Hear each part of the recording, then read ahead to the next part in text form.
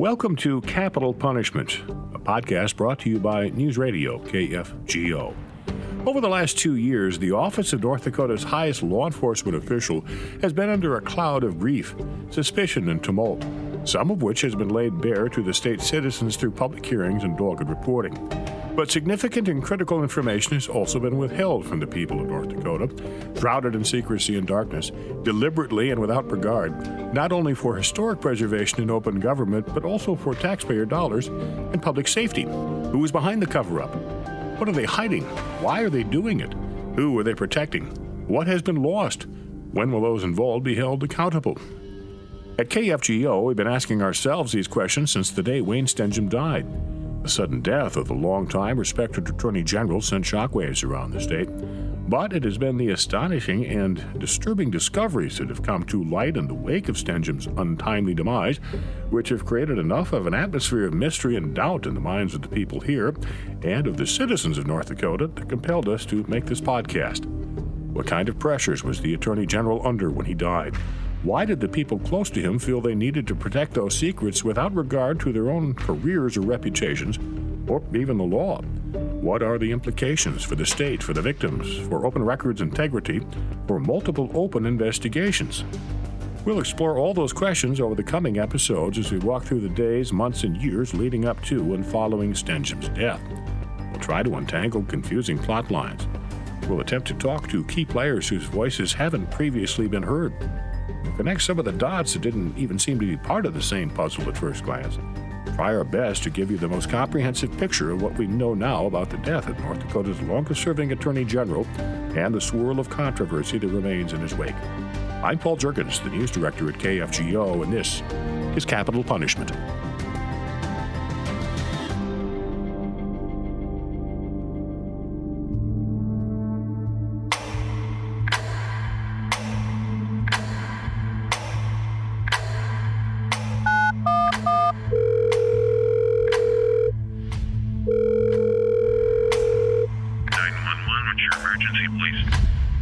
It was just before 8:30 on Friday morning, January 28, 2022, when a 911 call came into the Central Dakota Dispatch Center.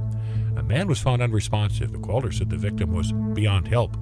Bismarck police were the first to arrive on scene. North Dakota Attorney General Wayne Stenehjem was lying in the front entryway of his home in central Bismarck. An officer attempted to find a pulse but could not. Stenehjem was not breathing. An AED machine was placed on Stenehjem's chest, but the machine signaled an alert that no shock was advised. When officers commenced CPR, a dark, blood-colored watery fluid started flowing out of Stenehjem's eyes, nose, and mouth in what the police report described as large quantities. Bismarck fire personnel arrived shortly thereafter and took over the CPR. Within about 15 minutes, a Bismarck police sergeant had assigned 2 detectives to the case, describing it as an unattended death.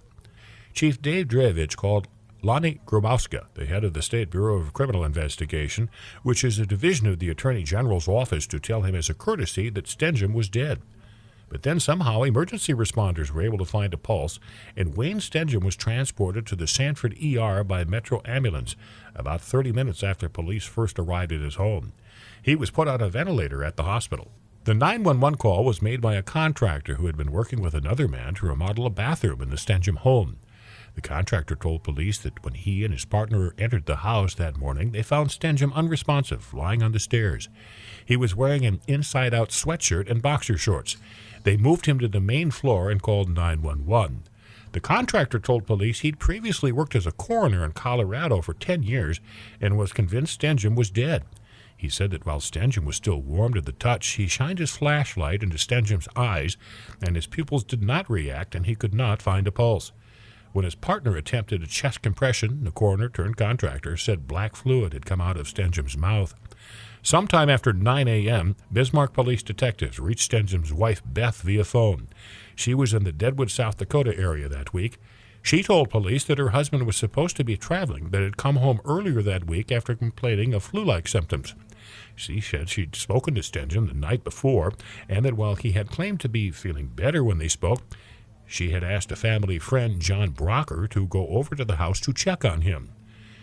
She told them Stenehjem did not have any medical conditions of concern. Police then reached out to John Brocker, who told them he'd gone over to the Stenehjem home twice the day before. The first time was around 10 a.m. when he brought Stenehjem some chocolate milk. On Thursday morning, Stenehjem was scheduled to join the monthly land board meeting by video conference. His office had confirmed he would be there. But when the meeting convened at 9 a.m., Stenehjem did not join his plant, and his office was alarmed by his absence. John Brocker went back again, and after being asked by Beth at around 10 Thursday night, he brought Gatorade, Alka-Seltzer, and a thermometer. Brocker told police he did not have any communication or contact with Stenehjem on either of those visits because he told investigators Wayne didn't want to speak to or see anyone. The contractors had previously told police Stenehjem had tried to separate himself from people as he believed he had the flu. Investigators with the Bismarck Police Department found black fluid on a pillow in Stenehjem's bedroom. Word that Stenehjem had been transported to the hospital started trickling into KFGO from sources midday. Initial reports were that his condition was dire. Hours passed with conflicting reports. Then at 3 p.m., Stenehjem's brother Alan told media Stenehjem was suffering from an inflamed ulcer, and contrary to everything that had been reported previously, that he was both stable and responsive. At 7 p.m. on Friday, January 28, 2022, nearly 12 hours after first responders arrived at his home, the Office of the Attorney General released a statement that Wayne Stenehjem had died. For more, we turn to host of News and Views, Joel Heitkamp, and host of Afternoons Live, Tyler Axness. Well, the first time I heard that Wayne had died, what I thought right away was, how, Tyler? I didn't instantly think it was a natural cause. And that's a big red flag, and Lord knows I'm not a doctor, but I thought, how? Well, and the day itself was so confusing. I remember just what is actually the reality of what's going on out in Bismarck, because we heard at first that, we believe that he had been deceased. Then we heard, nope, he's on his way to the hospital. And then we heard from his brother that, quite frankly, he's in the hospital right now. So then there was that sigh of relief. I remember that, okay, Wayne's still with us, the Attorney General, for that time. And then later on that night is when word came out officially that he had passed, and just being very confused on top of being concerned for his well-being. Well, not only that, but, you're thinking, because of the way they handled it, that you've got contractors, you've got law enforcement officers who all feel that he's dead at the site, which we didn't know then. But the one thing we did know is his brother lied to us. We know that Al lied to us. In fact, he came out later on and said that he lied to us, which to me put up the big red flag, which was, okay, what was it that he was lying about? And why? Why lie about a public official who, of course, with that public official comes public attention to something that can be very personal? And this is a very personal thing, but there's got to be a motive to want to put out a false statement from Al Stenehjem, from the Attorney General's office, in that state of which we didn't have any clarity. Why lie at that moment is still a question that I don't know that we got an answer to. Well, and not only that, but, we're expected after the lie to trust why the lie. Yeah. And I'm not sure that I do that. Yeah. I'm really not sure that I do that. The last time I saw Wayne Stenehjem, he didn't look good. He didn't look good. I don't know if he was unhappy. They're using words like the flu. I don't know. I do know this, Tyler. I'm not ready to take these folks for their word anymore. I think that they've earned that level of scrutiny, because when they come out as they did on that date, in that time, and lie, and you've seen a pattern of other cover-ups now throughout this whole ordeal, there's a lot of work to be done to try to build up a trust, and I don't know that it happens anytime soon. Well, and the other part to all this is, had he died at home, had he been pronounced dead at home, there automatically would have had to have been an autopsy. Well, by taking him to the hospital, we know that it's up to the coroner or the state's attorney to not require an autopsy. Yeah, the conflict's there, and you're right about, they could say it's speculation, and because of their doing, that's all we're left to do is speculate. We can't get answers, and some of those answers I think you need further scrutiny on, because they've made it a point that they're not to be trusted on face value. On February 4th, the day after his funeral, Wayne's family put out a statement through the Office of the Attorney General announcing that Wayne died of a heart attack. No autopsy was conducted. Doctors told investigators there was no trauma to Wayne's body or anything else that was suspicious about his death. Our producer, Eric Johnson, talked with Dr. Thomas Kuhn, retired gastroenterologist, to better understand the scene of Stenehjem's death and the information found in the police reports from that morning. I shared with you the police reports surrounding the death of Wayne Stenehjem. My first question is, what jumped out at you as some things that could have led to the death of Attorney General Stenehjem? Well, of note is the fact that I think it's pretty clear from the descriptions that he was having some upper gastrointestinal tract bleeding, because they described the typical odor of blood in the upper gut, one of the investigators, and that the black fluid that was coming out of his mouth once CPR was started sounds like what we call coffee ground emesis, and one of the investigators referred to it as such. So I don't think there's any doubt that he had some upper gastrointestinal tract bleeding. Certainly it could have been incidental to what was going on. He was feeling poorly before he came home from his vacation, thought he had the flu, and they did find Alka-Seltzer in the home. And Alka-Seltzer, does contain aspirin, which can cause upper gastrointestinal tract bleeding. And also it's very possible he may have taken some other non-steroidal medication for symptoms of a flu, such as, Advil or one other non-steroidal, which also could contribute to gastrointestinal bleeding. I don't think the bleeding was massive enough to cause death, because they didn't describe any red blood. And for you to die from an upper gastrointestinal bleed, it has to be pretty severe hemorrhage, acutely, or certainly a longer period of ongoing bleeding without red blood. And this sounds like it was just an acute finding. So, I think that he probably had some upper GI bleeding, but probably incidental to some of the medications he was taking for his flu-like symptoms. In the reports, we saw that this dark fluid was coming out of mouth, nose, and eyes. Is that common in an upper GI when CPR is administered? Well, I think if your stomach's full of blood, old blood, it certainly can come out of your mouth and nose. And there certainly are some connections between the eyes and the nose. So that might explain the fluid from the eyes. So that's very unusual. I mean, I've never described that or seen that as normally described. But clearly they described finding it on the towels. They found it in the bed. So I think this was blood from the stomach. In the report, we saw that an AED was administered, but a shock was not advised. What does that tell you in this circumstance where reports where pulse was difficult or not present, but this AED wouldn't administer a shock? Right. I mean, the shockable rhythms really are only ventricular tachycardia, ventricular fibrillation, and supraventricular tachycardia. So he did not have any of those. You certainly can have electrical activity without a pulse, and it will not shock that, or you can have no activity at all. I think he may have had electrical activity without a pulse because when he got to the emergency room, he was, it sounds like he was intubated and put on life support, which would indicate that he may have had some electrical activity when he got to the emergency room.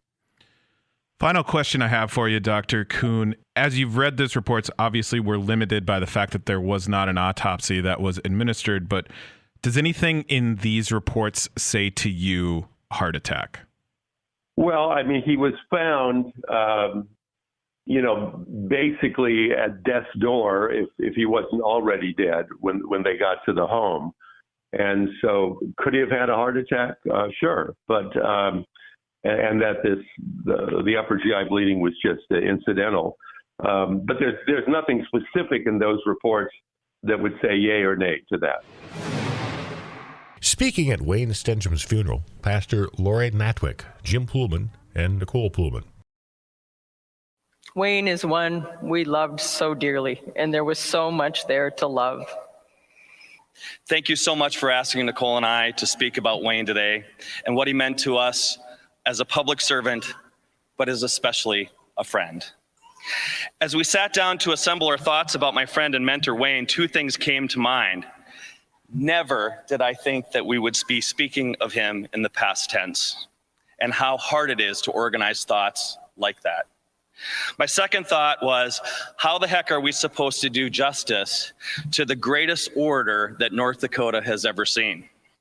One of his most important roles was as a protector of the people's right to know, by both writing and enforcing our state's open records laws. No one in North Dakota politics has had a more consequential career, impacting every North Dakotan and making our state and its people safer for the past 21 years. Wayne Stenehjem will go down in the history books as the longest-serving Attorney General in North Dakota's history, and certainly one of the most impactful.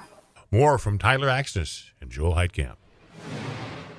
You know, Tyler, somewhere along the way, Wayne changed. The Wayne Stenehjem that I worked with in the North Dakota Senate, when I got there, he was a veteran by then, even though he wasn't that much older than me, but he got elected at such a young age from Grand Forks. And when you went over to that area, the Ray Holmberg, Wayne Stenehjem area, you were in a very tight clique. I'm not saying I ever made it into that clique, nor wanted into that clique, but it was a clique. And Wayne Stenehjem was effective. He loved chairing the Judiciary Committee, even though they weren't known to be the hardest working committee. But Wayne was actually, very good at the process, and he and Ray together made a pretty formidable team in my day. And in my day, Wayne Stenehjem had already been the Attorney General for quite some time, and had that almost, I don't know if you want to say rock star aura for those that were still in the Senate, the chamber that he was at. Oh yeah, Wayne this, Wayne that. You see him in the hallway. I always greeted you and said hello. Very cordial in working with him in my first session in 2013 with the law enforcement bill. It was Stan Leeson and it was Wayne Stenehjem and me as a 26-year-old Democrat working on a bill that was backed by certain areas and law enforcement. And he was always willing to help craft it as long as he had a piece of it that came through. So that was the essence of the Wayne Stenehjem. I knew that, hey, he had served his time, he had earned the respect inside that building, and I think that led into the whole Wayne Stenehjem was this individual that you would never question anything. He's on the up and up. He's proved it. He's earned the status to go and do what Wayne Stenehjem wants, and he's got that. He's talk about a clique. That clique went from your day all the way through this day, just different names.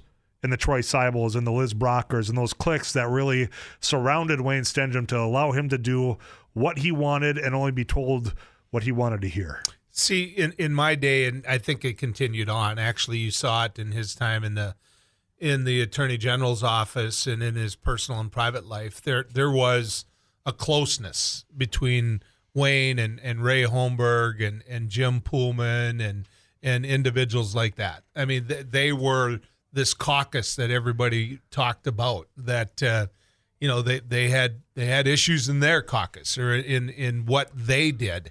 But the truth is, they always stuck up for each other. And so, Wayne, when he became Attorney General, the one thing that I knew was that Wayne, whether Doug Burgum was all in on trying to get the Republican nomination, he would lose to Wayne at that convention. And Doug knew that. His advisors knew that. And that's why he instantly announced that he was going to go to the primary, because he knew he couldn't beat Wayne at the convention. And that's the reason that I don't think Doug Burgum ever really connected with the Republican Party, because Wayne was that popular. The insiders are always going to be pissed at Doug Burgum. Yeah, well, I think he coined them the good old boys club. And I mean, he was talking about Wayne Stenehjem. He was talking about Jim Poolman and Ray Holmberg, that clique that you allude to. And I think it's evident the fact that Wayne Stenehjem selected Nicole Pullman to be his lieutenant governor running mate at that time.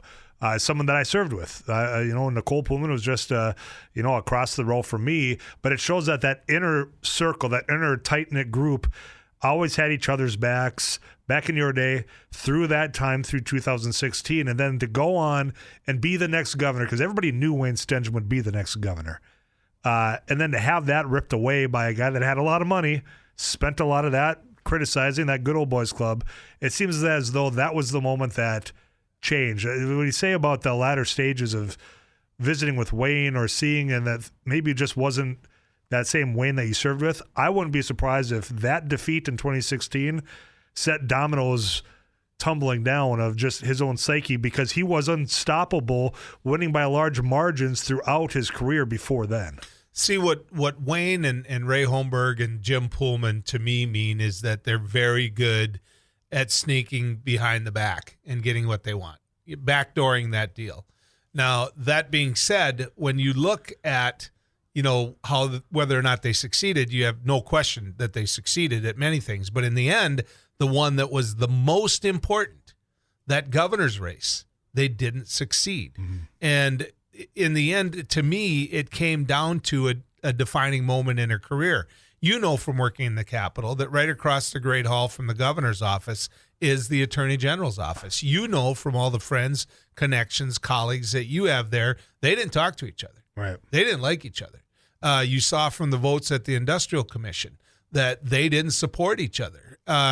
It was more like Wayne Stenehjem and Doug Goring against Doug Burgum. It showed up in governing every day. They say all politics is personal. Well, this was personal on a more deep level between individuals, and it was all because of a race that had been won. I mean, it was fought along the way, and it was done in a way that really criticized the long-time work that those insiders have been doing. When you call somebody the Good Old Boys Club, and I'm going to be the individual, the outsider that comes in and breaks up the Good Old Boys Network, and then you got to sit on a 3-person panel and work with 2 of those good old boys, it's uncomfortable, and I think that showed throughout those years. Well, and that's my point in raising names like Ray Holmberg and Jim Pullman, because you know how vindictive they could be.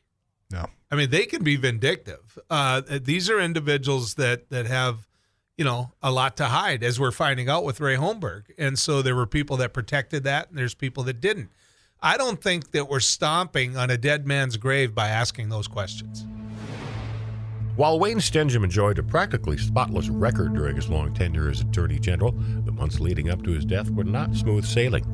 The mismanagement of the lease and renovation of a new building his office had recently moved into was threatening to turn into a full-blown scandal, with his chief deputy at the center of it. Just 3 weeks before he died, a federal appeals court upheld a federal bankruptcy judge's ruling against Stenehjem's office in a complicated 17-year-long legal clash with businesswoman Susan Bala.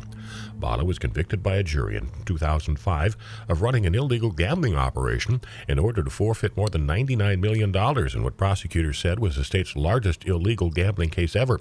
However, the forfeiture and verdict were later overturned, and the 3-judge panel confirmed a lower court ruling that the state must refund Bala's business nearly $16 million. Perhaps most troubling, 2 months before Stenehjem died, his best friend's house got raided by Homeland Security agents. Because the state BCI was also involved in the case, Stenehjem was made aware of the federal investigation into that friend, State Senator Ray Holmberg. Stenehjem announced in December of 2021 that he would retire after his current term the following year. He would die 6 weeks later. The time is right for this to come for retirement for me. The decision was especially hard because I have really enjoyed working with the professionals in this office who are dedicated, the public servants who come to work every day trying to make North Dakota a better place to live and work. The citizens of North Dakota have elected me to this office 6 times, and it has been an honor beyond measure. Next time on Capital Punishment, what was Senator Holmberg, Wayne Stenehjem's best friend, under investigation for? Capital Punishment is a KFGO News Radio production. It is hosted by me, Paul Juergens. Created by Tasha Carvel and Eric Johnson. Written by Tasha Carvel and Tyler Axness. Produced by Eric Johnson and Abby Miller. With contributions from Joel Heitkamp and Tyler Axness.